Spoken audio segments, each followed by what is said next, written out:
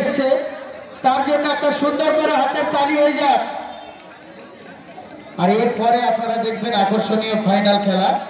Final খেলায় যে দুটি দল প্রতিদ্বন্দ্বিতা করবে তারা হলেন বারাইপুর জুনিয়র 5 স্টার ভার্সেস মা শীতলা এন্টারপ্রাইজ রাজারহাট।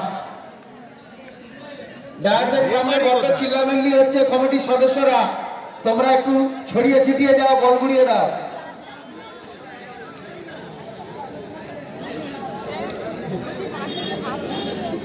না না মানে এখানে কর্নার লাইন মানে বলের জন্য এখানে কর্নার এখানে পুরো সাপোর্ট তাই ডাক্তার দেবস্মিতা সুন্দর নৃত্য পরিবেশন করার জন্য আমরা কোম্পানির থেকে পুরস্কারে ভূষিত করলেন।